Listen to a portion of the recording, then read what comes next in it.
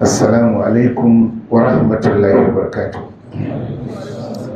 Muna da godiya ma Allah subhanahu wa ta'ala wadda cikin falalarsa da rahamarsa ya sake haɗa fiskokinmu a wannan cibiya ta Darussalam. Muna roƙon Allah ya ƙara ma rayuwarmu albarka. Waɗannan ayyuka na alkhairi Allah ya sanya mana su cikin mizanin ayyukan da za mu amfane su ranar alkiyama. Waɗanda suke shirya irin waɗannan darussa da tarurruka muna roƙon Allah ya ƙara ma rayuwarsu da zurriyarsu albarka. Allah kuma ya amfanar da mu da duk abin da za mu ambata duniyarmu da lahirarmu. Abin da nake so na ja hankalinmu zuwa gare shi shine hidima wa addinin Allah. Hidima wa addinin Allah yana daga cikin abun da yawa cikin musulmai ba su iya bambance shi, shine bautan Allah da kuma hidima wa addinin Allah. Sallarka, azuminka, ƙiyamun lailinka, tasbihinka, karatun alƙur'aninka, wannan duwa kanka kake yi wa, wannan naka ne. To abu na biyu shine me kake yi kuma don ganin wannan addini ya haɓaka, ya yi gaba, ya tabbatu, ya samu ci gaba. Me kake yi akan wannan? Ka zauna ka kalli kanka da rikonka da addininka, ka dubi me kake yi wannan addini da yau Allah ya mana arzikinsa, ya mana ni'ima da shi, kasan ba a garinku aka saukar da shi ba. Waɗansu ne suka yi dakonsa daga inda aka saukar da shi ya shigo har cikin gidanku. Kai ne kake yi wannan addinin ya yi irin wannan tafiyar da waɗansu suka yi wannan hidiman har ya zo ya same ka. To da yawa sukan ɗauka idan mutum ya kiyaye sallansa a jam'i, zai yi azuminsa, zai yi karatun ƙur'aninsa, zai shiga itikafinsa, zai yi tasbihansa, zai yi askar ɗinsa, to sai ya gagara sanin akwai abun da ke gaba da wannan kima da samun kusanci a wajen Allah, shine hidima wa shi addinin Allah. Hidima wa shi addinin Allah. Wannan addini na musulunci addini ne na Allah.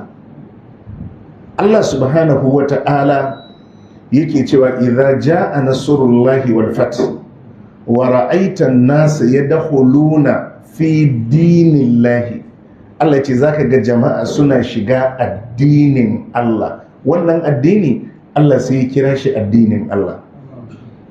Ka ankara, ka faɗaku, kai yanzu menene takamamman abin da kake yi domin ci gaban shi wannan addini? Kamar yadda muka faɗa, abubuwan da za ka yi na ibadodinka wannan wa kanka kake yi wa, amma shi musuluncin ci gabansa, haɓakarsa, ɗaukakarsa, tabbatuwarsa me kake yi akan haka? Wallahi 'yan uwa, babu wani abu da aka fi saurin samun kusanci da yardan Allah da shi kamar hidima wa addini. Babu wani abu da aka fi saurin samun yardan Allah da kusanci a wajen Allah da dacewa da alfarma a gun Allah kamar Allah ya ga kana ma addininsa hidima. Galibi duk wata alfarman da kaga amma wani, kowane ne, annabi ne, sahabi ne, kowane ne, in ka gan shi a cikin wata alfarma ta musamman, za ka samu alfarmar ta biyo bayan wani hidima ne da ya yi wa addinin Allah. Shi addinin na Allah ne. Wurare da yawa a cikin Alƙur'ani, in ka ga Allah ya sanya sunansa a waɗannan wuraren, to abin da yake nufi addininsa. Sai ya ce in tansurullaha yansurku, Allah sai ce in kun taimaki Allah, Allah zai taimake ku. Taimakon Allah shine taimakon addinin Allah. wala yansurannallahu man yansurhu. Allah ya ce wallahi Allah zai taimaki wanda ya taimake shi. To wannan taimakon shine taimaka ma addinin Allah. Shi yasa wallahi duk bawan da na gani, duk wadda na gani a cikin wata hidima na addini, ko ce maka aka yi ka shiga cikin kwamiti na masallaci, wallahi zaɓi ne na Allah.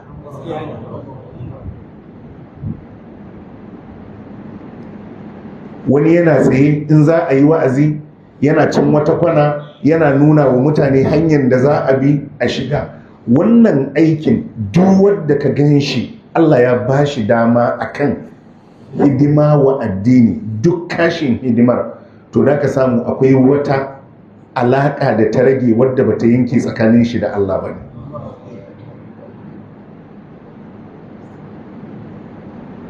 Jama'a muna fahimta?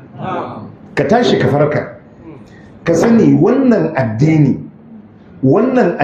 yana bukatar ka, yana bukatar mazaje, yana bukatar ma'aikata. Ka tashi ka yi iya abun da za ka yi, ka samu kanka cikin waɗanda suke hidima wa addini. Kaga sahabban manzon Allah sallallahu alaihi wa alihi wa sallam, wannan shan kai da suka yi ma kowa, fifiko da suka yi ma kowa, karka ɗauka da salloli ne da azumi suka sha kan kowa. Wallahi sun sha kanka ne saboda hidimar da suka yi wa addini. Jama'a muna fahimta? Darajar da suka samu, matsayi da suka samu, wadda yau duk abin da za ka yi ba za ka riske su ba, ba sallolin da suke yi ne ya kai su wannan matsayin ba, ba azumin mukansu ba ne. Mafi girman abin da ya samar musu da wannan alfarmar wallahi shine hidima wa addinin Allah. Saboda haka in uwana masu albarka, Allah a cikin alkur'ani yake cewa ya ayyuhal ladina amanu, ya ku waɗanda suka yi imani da Allah, in ji Allah, kunu ansarallah, ku zam mataimaka Allah. Mataimaka Allah ma'ana ku zam mataimaka addinin Allah. Ai kaga tunda Allah ya ce ya ku waɗanda suka yi imani, ai Allah ya san ka shigo. A kira ka mai imani ne baka sallah? A kira ka mai imani ne baka azumi? A kira ka mai imani ne kana da dukiyar da zaka fidda zakka ko ka je ka sauke farali baka je ka ba? A kira ka mai imani ne baka yadda da alkur'ani ba? Allah sai ya ce ya ayyuhal ladina amanu, ya ku waɗanda suka yi imani da Allah. Allah sai ya ce kuno maka Allah. Mu fahimci waɗannan gaɓoɓi guda biyu da kyau. Na farko fa tun da aka kira masu imani, Allah ya san kai ɗan gida ne. Amma duk da ka sai sake ba da wani aiki, ya ce kunu ansarallahi, ku zan mataimaka Allah, ma'ana mataimaka addinin Allah. Sai ya buga mana misali, kama kala Isa ibn Maryam lil hawariyin, kamar yadda annabi Isa alaihi salatu wassalam ɗan na Maryama yace mahawariyawa, man ansari ilallah, yace wa zai taimake ni zuwa ga Allah, ma'ana wa zai taimake ni zuwa ga yada addinin Allah. Qala al-hawariyun, Allah ce sai hawariyawa suka ce nahnu ansarullah, mu za mu taimake ka wajen taimaka ma Allah. Taimaka ma Allah ma'ana taimaka ma addinin Allah. To in uwana masu albarka, wannan kira da Allah yayi, wannan kira da Allah yayi, ya ku waɗanda suka yi imani da Allah, ku zam masu taimaka ma addinin Allah, masu hidima wa addinin Allah, masu yada addinin Allah, kamar yadda annabi Isa alaihi salatu wassalam ya ce wa almajiransa, wa zai taimake ni wajen yada addinin Allah? Suka ce mu ne za mu taimaka maka wajen yada addinin Allah. To kaga hidima wa addini shela Allah yayi ma waɗanda suka yi imani. Ka ajiye duk wata ibada da kake ka kalli lissafi, tun da fa ya kira ka mai imani, ya san fa waɗannan ibadodi ka tsare su, ya san ka yarda da rukunnan imani, ya san ka yarda da rukunnan musulunci. Yanzu kiran da Allah yake yi, ka zo a yi aikin motsa addinin, ciyar da addinin gaba, daga addinin, tabbatuwar addinin. Wannan kira da Allah ya yi, abin da yake bukata yanzu a wajen kake.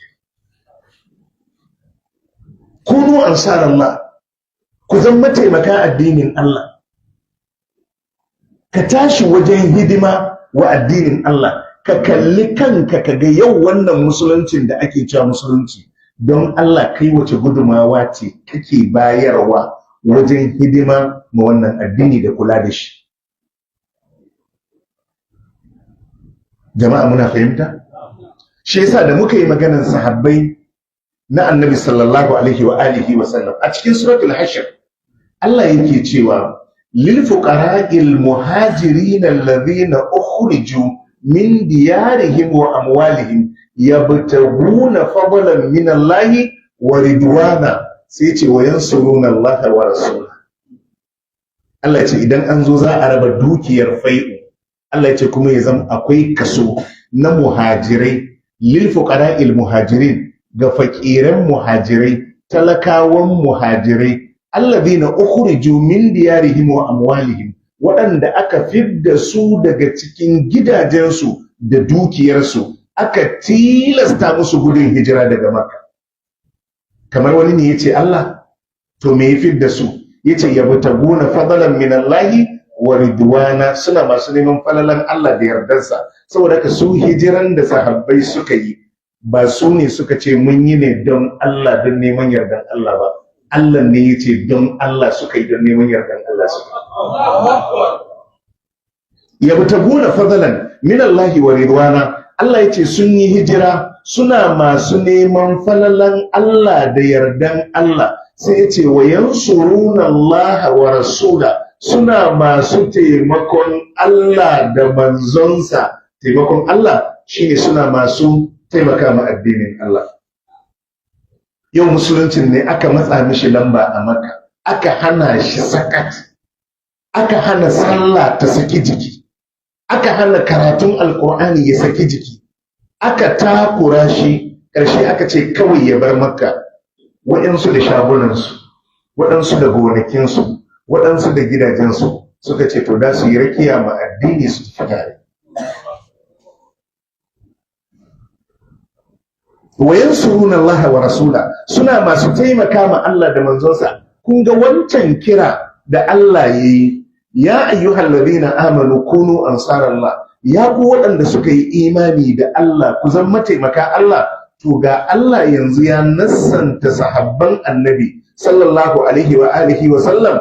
Allah yace wayansuruna Allah wa rasula, suna masu taimaka ma Allah da manzonsa, kenan suna masu taimaka ma addinin Allah. Kaga wannan hidima da suka yi ma addini, wannan hijirce da suka yi, wannan tsayuwan daka da suka yi, ana so a sa kafa a take addinin, a take alamun addinin. Suka yi tsayuwar da duk inda aka kawo taku sai dai a taka su ba addini ba.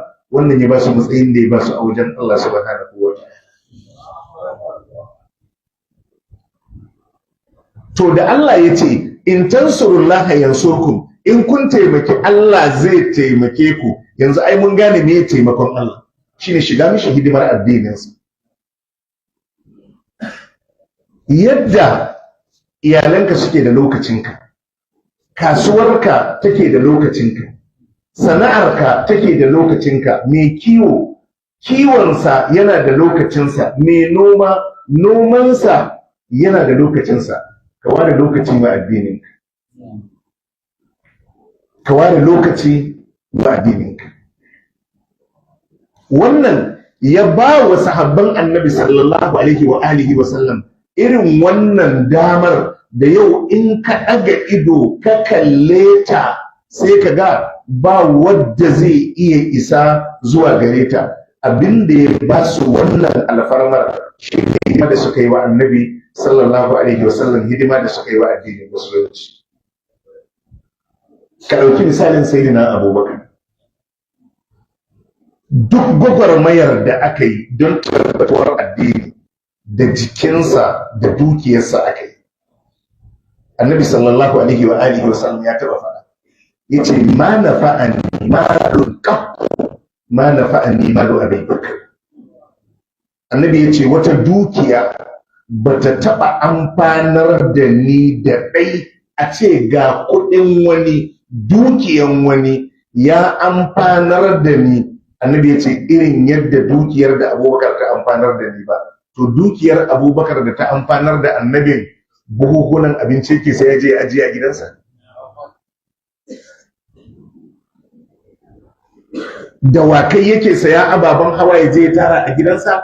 Hidima aka yi da dukiyar sayyidina Abubakar ma addini. Akwai randa annabi sallallahu alaihi wasallam ya yi kira zuwa ga wani hidima mai nauyi na addini, Abubakar ya ɗauki dukiyar duka ya baya. Kai da iyalanka fa ce akwai Allah da manzan Allah alaihi salatu wassalam. Ka duba hijirar annabi sallallahu alaihi wasallam, tunda annabi ya haska wa sayyidina Abubakar cewa akwai yiwuwar Allah zai ba su izini su yi hijira, Abubakar ya fara tanadi da tattalin ɗaukan ɗawainiyar hijirarsa da annabi sallallahu alaihi wa alihi wasallam. Hatta da wakan da za a hau, sai ran da za a tafi annabi ya ce to ni dai nawa sai dai na saya. Guzirin da za a riƙe a wannan tafiyan sayyidina Abubakar ya ɗauki nauyinta, wadda zai musu jagora a hanya, tunda hanya ne da za a tafi a fake, a sulale, a ɓoye, aka nemi wadda zai yi jagora, wadda ya san hanya, ya san jeji, ya san sahara. Shi ma sayyidina Abubakar ne ya ɗauki nauyinsa. Abincin da za a ci, kun ga wannan, shi yasa sayyidina Abubakar ɗin ya sha kan kowa. Wallahi ‘yan uwa, babu wani abu da za ka yi, babu wani abu da za ka yi, wallahi ka yi kima abun Allah kamar ya ganka a hidimar addininsa. Wallahi babu abu. Ba wani abu da za ka yi kima abun Allah, ka samu alfarma a wajen Allah kamar ya ganka a cikin hidimar addininsa.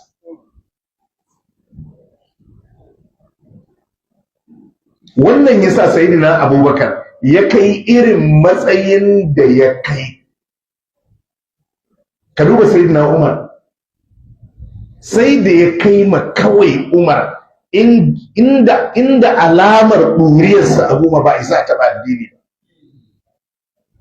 Ɗuriyarsa ma in akwai abu ba isa taɓa addini. Ka duba sayyidina Usman, lokacin da za a tafi Tabuka, kuɗi sayyidina Usman ya ɗauka ya bayar, ya ce a ɗauki nauyin dakarun da za su tafi Tabuka. Yana ajiye kuɗin da annabi ya ɗaga ya juya, sai ya ce ma darra Usman ma amila ba'da yau. Annabi ya ce daga yau ba abin da Usman zai sake yi kuma ya cutar da shi. Wai a ce aljanna lalume ne a gunsa, annabi ya ce daga yau ba. Dukka bi su, kaga irin ayyukan da suka yi.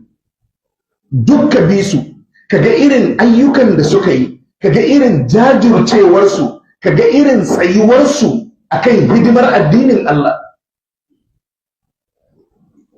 Dukka bi su ɗaya bayan ɗaya, kowa ka sa shi a cikin ma'auni, kaga irin gudumawar da ya bayar wajen yaduwar addinin da kuma tsayuwar addinin Allah subhanahu wa ta'ala. Akwai wani daga cikin sahabban annabi sallallahu alaihi wasallam, ana ce mai Hatib ibn Abi Balta. Akan qadiyarsa ayoyin farkon suratul Mumtahana ta sauka. Annabi sallallahu alaihi wa alihi wasallam ya shirya fathu Makka, shiga Makka.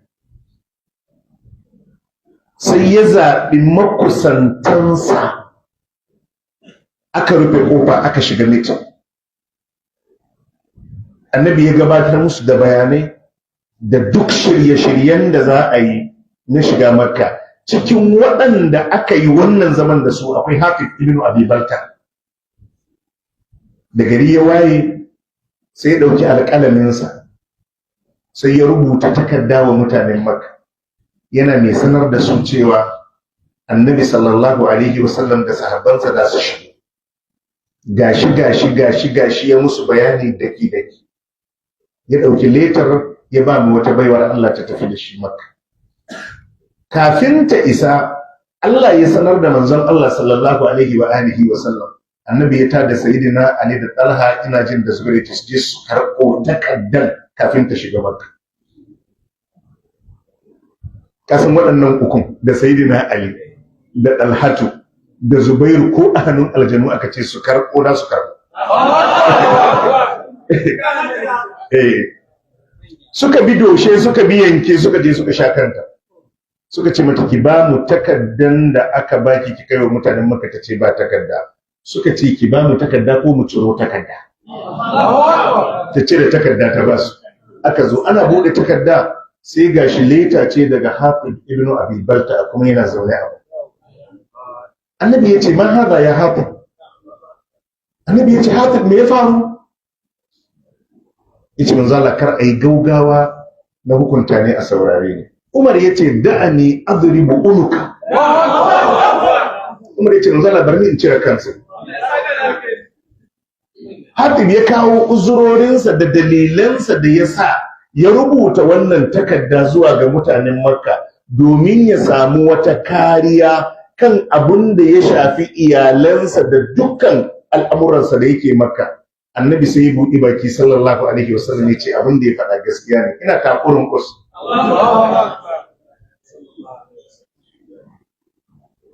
Da Umar ya ce ban izini na sare kansa, sai Annabi sallallahu alaihi wasallam ya ce wa ma yudrika la Allah ala ahli badr fa qala i'malu ma shi'tum qad ghafartu lakum. Annabi ya ce Umar me ya sanar da kai ko Allah ya tsinkayi waɗanda suka yi yaƙin Badar ne da duk abin da za su yi a rayuwa. Allah ya ce musu ku je ku yi duk abin da za ku yi na gafarta muku. Yaƙin Badar yaƙi ne da aka yi wadda ya fito da ƙarfi da tabbatuwar musulunci da kuma gamsar da duniya Annabi Muhammad sallallahu alaihi wasallam manzon Allah. Adadin musulmai bai haura ɗayan ukun adadin kafirai ba. Makamansu ‘yan kaɗan, abin hawansu ‘yan kaɗan, komai a kashe. Wani har aka gama yakin da naushi ma shi ya gama yakin. Saboda ba makamai a hannunsu. Lokacin da aka yi yakin, aka gama yakin, an yi nasara, an yi nasara, an yi galaba, an yi galaba. Allah sai ce, i'malu ma shi'tum qad ghafartu lakum. Allah ya ce ku je ku yi duk abin da ranku yake so na yafe. Shine abin da na gaya muku, galibi in ka ga alfarma a musulunci wallahi da ka samu Allah ya yi ta ne taimakon addininsa. In ka nace da sallah ka yi ta sallanka, ka yi ta azuminka, ka yi ta karatun Qur'aninka, za a rubuta maka a sikeli kuma da a baka aljanna. Amma mafi girman abin da ake samun kusanci da yardan Allah da kuma falala a wajen Allah shine hidima wa addinin Allah.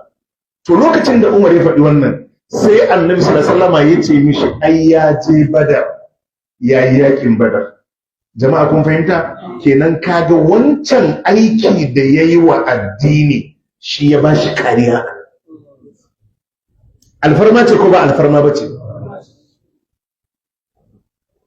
Ba fa musulmai ne da shugabanninsu suka haɗu suka yi mitin akan hidimar addini, wani ya je ya faɗa ma abokan gaba ba. Annabi ne da su sayyidina Abubakar. Amma iya abin da Annabi sallallahu alaihi wasallam ya gaya musu shine Hatib ai ya je Badar.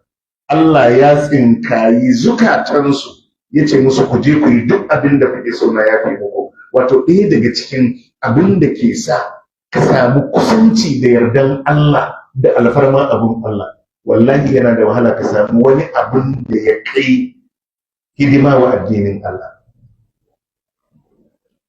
Jama'a mun fahimta? Koda mai sabon Allah, koda mai sabon Allah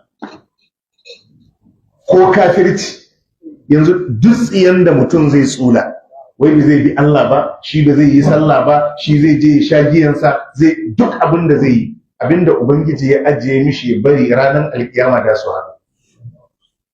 Amma kaga abin da Allah bai ɗauka shine ka taɓa mishi addininsa. Amma ƴan uwa mun gane? Wai yanzu don ka ce kai ba da ka bi Allah ba, babu ruwan Allah da kai. Abin da duk ka kisa ana rubutawa, ana kiyayewa, ranar alkiyama zai maka hukunci da abin da ka aikata. amma daga zaran ka taso za ka taɓa mishi addininsa, Allah bai taɓa ɗaga ma wani kafa akan wannan ba. Duk wanda ka ji an kama sunansa ko irin su Abu Lahabi ko irin su Fir'auna, wallahi ba wai kin bin Allah su ne yasa aka yi wannan fata-fata da sun ba, a'a kawai addinin suke so su taɓa mishi. Jama'a mun fahimta? To haka in da'a za ka yi, tsabar sallolinka da azumominka da kiyamun laili ka yi ta yin kayanka, amma yau in wani zai tashi ma addinin musulunci hidima, wallahi sai ya sha gabanka. Saboda ka kira Allah ya yi, ku zan mataimaka addinin Allah, ka yi ƙoƙari ta kowace fiska ka samu wani bigire, ka samu wani gurbi wadda wannan aikin da kake yi kana yin sa ne domin yaɗa addini, domin tabbatuwar addini, domin kafuwar addini. Jama'a muna fahimta? Amma in ka ce laifi za ka yi, laifinka duk azabar da zai ja maka zai ja maka, amma dai na da wahala ka ga wani kawai don tsabar bayi bin Allah wai har an kama sunansa, a sai dai in za a buga wani misali da shi. Jama'a mun fahimta? Amma daga inda ka zo taɓa mishi addininsa, to nan ba yadda za a yi ba a nuna ka ba. Haka kuma duk wanda zai yi hidima wa addininsa, to Ubangiji zai mishi alfarmar da bai taɓa zatonta ba. Domin ɗaya daga cikin aikin da ya bayar mafi girma wa manzanni shine yaɗa addini. Duk ta'arifi da ake yi, me bambanci tsakanin annabi da manzo? Manzo darajarsa tana gaba da annabi, to sai ka samu aikinsa na yaɗa addini na gaba da na annabi. Jama'a, in fa za ka samar ma kanka gurbi na hidima wa addinin musulunci, wallahi ka samar ma kanka gurbi na hidima ma kanka mafi alkhairi, wadda za ka ƙulla alaƙa mai kyau tsakaninka da Ubangijinka. To haka dukkan al'ummomi, ka duba ulul azmi minar rusul, irin manzon Allah sallallahu alaihi wasallam, shi al'ummar duka aka hada aka bashi, aka ce shine malami, shine jagorar. Ka duba annabi Ibrahim yana cikin ulul azmi minar rusul, ka je ka karanta kissarsa, ka je ka karanta kissar annabi Nuhu alaihi salatu wassalam, annabi Musa alaihi salatu wassalam, annabi Isa, da irin dagar da suka yi. To ko annabi ne, idan ka ga darajar wannan tana sama da na wannan, sai ka samu aikin wannan din yana gaba da aikin wannan. Shi yasa annabi sallallahu alaihi wasallam ya zama shi ne khairu khalqillah, shi ne mafi alkhairin gaba daya, domin kowane annabi ana bashi al'ummarsa ce, jama'arsa ce, mutanensa ne ya jagorance su, shi kuma aka bashi kudu da arewa, gabar da yamman duniya duka. Yayi maganganun da kuma kowa kudu da arewa, gabar da yamma yana ganewa. Jama'a mun fahimta? Tsayuwa wajen hidima wa addini, tsayuwa ne wajen riskan manya-manyan alkhairai na Allah subhanahu wa ta'ala. Dukkan waɗanda muka ambata, idan wani ya aikata wani aiki, take za ka ga aikin da ya aikatan ya bashi wani sakamako, irin sakamakon da kai in ka ɗauka wata ibada ce ya rike, to sai ka ga ka gagara fahimtar inda saƙon ya dosa. Yana daga cikin mafi tsadar hidima wa addinin Allah, wato daga cikin ayyuka mafi tsada wajen hidima wa addinin musulunci shine yada addinin ta hanyar karantaswa. Yana daga cikin mafi tasirin abin da ke yada addini a tsakanin al'umma shine karantas da addini. Da kaji annabi sallallahu alaihi wa alihi wasallam cewa khairukum man ta'allama alqur'ana wa 'allama. Yanzu duk wanda kaga ya nada kafa zai koyar da alqur'ani, to zai yi hidima ne wa addini. Idan shi mahaddaci ne, wata kafin shekara 5 yanzu an samu ƙarin 4 ko 5 ko 10, su ma in sun naɗa kafa haka aka yi ta yi har alƙur'anin yau aka wayi gari baka isa ka kirge mahaddatansa a cikin anguwanku ba. Saboda haka na daga cikin hidima wa addini da za ka yi ka samu kusanci a wajen Allah shine yaɗa addini ta hanyar karantar da addini. Shi yasa Allah ya zaɓa wa manzanninsa da annabawansa wannan aikin, don ba wani abu da za ka yi na neman kusanci a wajen Allah kamar yaɗa addininsa. Malam bin Bas ya ce kuma yadda malamai masu karantaswa suke naɗe ƙafa su karantas da addini don tabbatuwa da yaɗuwar addini, haka waɗanda suke rekodin suke yaɗawa su ma suna cikin waɗanda suke hidima wajen yaɗa addinin Allah. Haka ne. Wataƙil kai baka samu daman da za ka zauna ka karantas ba, wataƙil baka samu daman da za ka ɗauka kai ma ka yaɗa ba, duk abin da yake alkhairi ne. Wani yadda aka yi karatun nan guda ɗaya sai tura mutum 100 ko 500 ya yaɗa shi ko bai yaɗa ba. Wani sai ya nemi gidan rediyo sai ya saka, sai a je aji.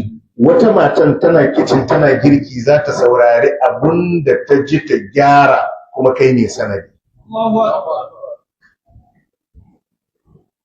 Jama'a mun fahimta, yana daga cikin karantaswa da kuma yaɗa addini mafi tsada a wajen da'awa shine kuma kiran waɗanda ba musulmai ba zuwa ga musulunci. Duk abin da aka ce da'awa, kira zuwa ga Allah, to kiran waɗanda ba musulmai ba zuwa ga musulunci a harkar da'awa kuma shine lamba ɗaya. Jama'a mun fahimta? Qul hadhihi sabili ad'u ila Allah ala basirati ana wa man ittaba'ani. Kace wannan ita ce hanyata, ina kira zuwa ga Allah.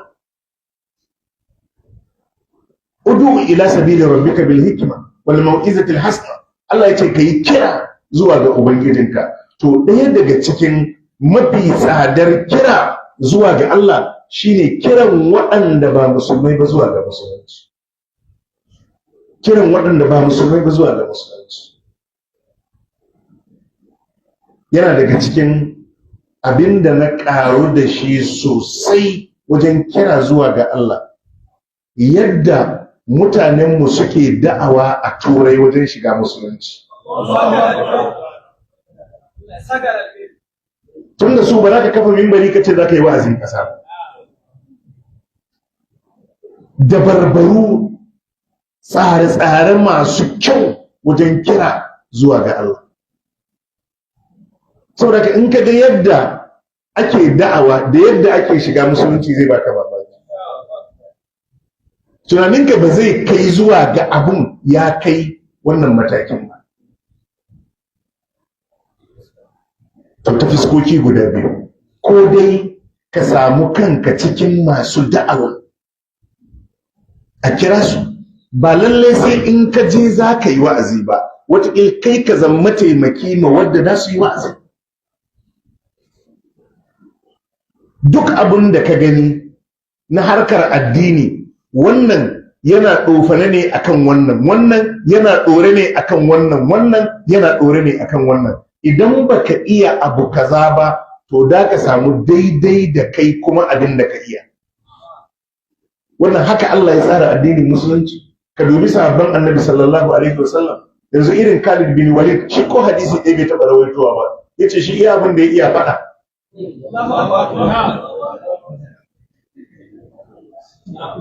Mun fahimta? To haka da ka samu wannan ƙwararre ne na Alƙur'ani, wannan ƙwararren malamin fiqhu ne, wannan ƙwararre ne a bangare kaza.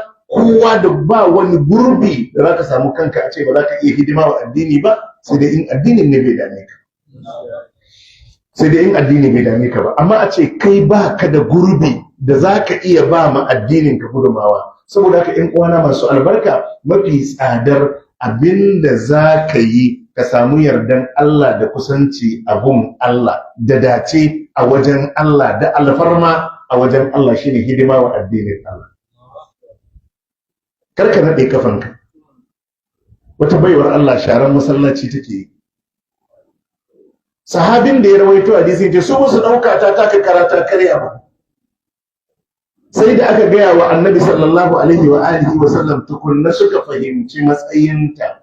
To kai kokari ka samar ma kanka wani gurbi wadda wannan gurbin ka sadaukar da shi domin hidima wa addinin Allah, da kanka ne, da dukiyarka ne, da iliminka ne, wata baiwa da Allah ya maka, da duk hanyar da ka samu dama. Kar a waye gari kai sai dai ka zo kai sallah ka wuce ka tafi kawai. Ana cewa mutum kaza sun musulunta, kai baka san ya aka yi ba kuma bai dame ka ba. Abinda mutane suke yi kenan. Idan waɗanda ba musulmai ba suka shiga suka je suka riddar da wani, shikenan sai a yi ta yanko bidiyon ana tura mana ta mana to ga aiki ba a gaban ku. Kai ka ɗaukar addinin malamin. Saboda ka shi yana ganin wannan wani aiki ne da ku ya shafa. Duk malamin da ka gani akwai abin da zai iya yi, akwai abin da ba layinsa ba. Malam Umar Suleiman namu na Bauchi, Allah ya saka mishi da alkhairi. Wani karatu da suka tafi, an gayyaci ciyaman na local government, an gayyaci malamai da za a zo wata munasaba ta al'umma, wadda kuma ana neman dukiya da da a sa domin wannan hidimar. Yace ciyaman din yana zuwa kawai da ya karɓi makefon kawai sai ya hawa a ji tsoron Allah, a yi kaza, a yi kaza, a yi kaza, a kula da tarbiyyar yara. Aka gama, ya gama sai koma ya je zauna. Da aka kira mala aka ce zai gani, ce to ciyaman wai saka wannan aiki. Ya ce ai mu ne aka kira mu yi wazi, kai an kira ka ne ka bada kuɗi. Ya ce ai kowa da aikinsa. Ya ce kuma ka yi wa'azi ka koma ka zauna, ya ce wai saka. Ya ce to mu ne aka kira mu yi. Kowa da abin da zai yi, yadda ya yi wa'azin sai ya zama nurun ala nur, ya yi wa'azi kuma sai ya yi abin da aka kira shi don shi. To ka yi ƙoƙari karka bar dama ta suce maka. Ka sani da duk abin da kaga ana yi na hidimar addinin nan, duk abin da kaga ana yi na hidimar addinin nan, wallahi ana yin sa ne kowa don ya nemi fitarsa a gaban Allah. Kuma baka da wani dalili idan mutumin da yake turai a irin wannan yanayin, can ko sallah kaga mutum yana sallan yana yin ta ne don Allah, saboda babu dalilin da zai sa in bai son sallan yayi. Yanzu kai ko gyaran motar da kai, shi kansa mai gyaran yace an kira sallah za a shiga sallah, ai ko don kunya zaka bi su guje ku shiga. To can ko kiran sallan ba za ka ji ba, in ga mutum ya zo masallaci da ma kawai sallan ne ta dame shi. To idan a can za a samu wadda suka sadaukar mada'awa da kira zuwa ga Allah, to kai mai kataka a nan da za ka shan jiki. Saboda ka uwa masu albarka, ka sani dukkan abin da ya shafi sallolinka, azumummukanka, karatun alƙur'aninka, askar ɗinka, da duk abin da za ka yi wannan kana yi wa kanka ne. Allah yana bukatar ya ga himmarka wajen hidima wa addininsa da kuma yaɗa wannan addini. Ina roƙon Allah ya sanya albarka cikin kalmominmu, Allah ya ƙara ma rayuwarku da zuriyarku albarka. Fa subhanaka allahumma wa bihamdika ashhadu an la ilaha illa anta astaghfiruka wa atubu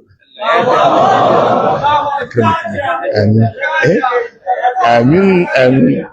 To amin. Allahu akbar, Allah ya saka da alheri. Wannan yana daga cikin dalilan da ya sa ban ma ce malam da lokaci ba, saboda shi malam